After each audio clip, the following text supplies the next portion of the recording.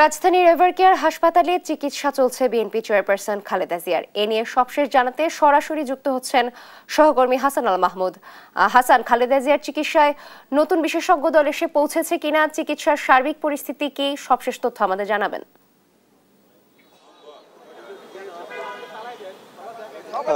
ধন্যবাদ আপনাকে। আমরা কিছুক্ষণ আগে কথা বলেছি, সেখানে যুক্তরাজ্যের যে বিশেষজ্ঞ চিকিৎসক রিচার্ড চিলি তিনি সকাল 10টার দিকে বাংলাদেশে পৌঁছেছেন এবং কিছুক্ষণ আগে তিনি এভারকেয়ার হাসপাতালে এসেছেন বলে আমরা জানতে পেরেছি, যদিও এখন পর্যন্ত মিডিয়া সেলের পক্ষ থেকে সেই বিষয়টি নিশ্চিত করা হয়নি, তবে তিনি এসেছেন এতটুকু মোটামুটি কনফার্ম।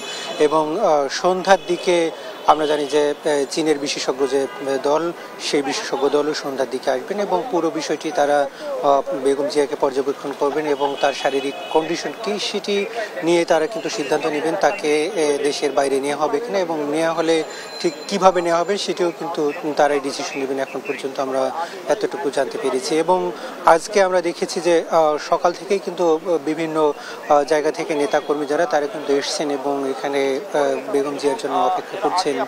এবং গত কয়েকদিনে যে ভিড় ছিল আজকেও কিন্তু সেরকম অনেকটাই ভিড় দেখা যাচ্ছে। তবে আমরা জানি যে গতকালকে বেগম জিয়াকে বিশেষ ভিআইপি মর্যাদা দেওয়া হয়েছে, তার কারণে কিন্তু তাকে এসএসএফ সহ রেজিমেন্টেড গার্ড যে সেটিও কিন্তু তাকে প্রদান করা হয়েছে এবং সেই অন্তত 12 জন সদস্য তারা কিন্তু বেগম জিয়ার যে কেবিন রয়েছে সেই কেবিনের সামনে অপেক্ষা করছেন এবং তার যে নিরাপত্তার দায়িত্ব তারা কিন্তু মোটামুটি বুঝে নিয়েছেন। এবং এভারকেয়ার হাসপাতালের সামনে যে নিরাপত্তা ব্যবস্থা সেটিও কিন্তু জোরদার করা হয়েছে। আমরা দেখেছি যে রাতে কিছুটা ঢিলেঢালা থাকলেও সকাল থেকে কিন্তু সেই সংখ্যাটি বাড়ানো হয়েছে এবং সেখানে পুলিশের পাশাপাশি আর্ম পুলিশ এবং বিজিবি সদস্যদেরকেও কিন্তু মোতায়েন করা হয়েছে এবং যাতে কোনো ধরনের বিশৃঙ্খল পরিবেশ তৈরি না হয়, যেহেতু বিভিন্ন প্রান্ত থেকে সাধারণ মানুষ এবং বিএনপি নেতাকর্মীরা আসছেন, ফলে সেখানে যাতে কোনো ধরনের বিশৃঙ্খলা তৈরি নয় সে ব্যাপারে কিন্তু তারা সর্বোচ্চ তৎপরতা দেখা যাচ্ছে।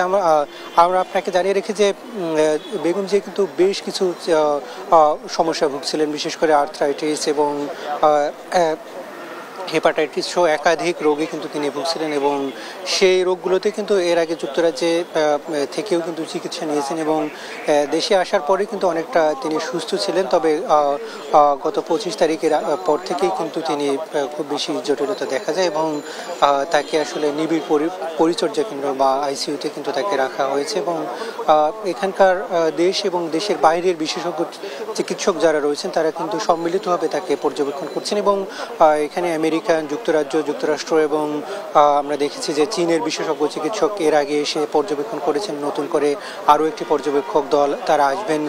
সব মিলিয়ে বাংলাদেশের এবং বিদেশি চিকিৎসকদের সমন্বয়ে একটি বিশেষজ্ঞ বোর্ড কিন্তু তাকে সার্বক্ষণিক পর্যবেক্ষণ করছেন এবং তার নিরাপত্তা এবং তার চিকিৎসা নিয়ে তারাই কিন্তু চূড়ান্ত সিদ্ধান্তগুলো নিচ্ছেন এবং সেখানে তারেক রহমানের স্ত্রী জোবাইদুর রহমান তিনিও কিন্তু পুরো বিষয়টিকে সরাসরি হ্যান্ডেল করছেন এমনটাই কিন্তু আমরা জানতে পেরেছি। এবং আজকে 12টার পরে হয়তো আমরা বিএনপির পক্ষ থেকে একটি আনুষ্ঠানিক ব্রিফ পেতে পারি আমরা আশা করছি, তবে সেটি এখন পর্যন্ত নিশ্চিত না যে তাকে দেশের বাইরে নিয়ে যাওয়া হবে কিনা সেই বিষয়ে কিন্তু তারা কিছুক্ষণ পরেই হয়তো জানাতে পারবেন বলে আমরা এখন পর্যন্ত জানতে পেরেছি। তো এই ছিল আমার কাছে এখান থেকে সবিশেষ পরিস্থিতি।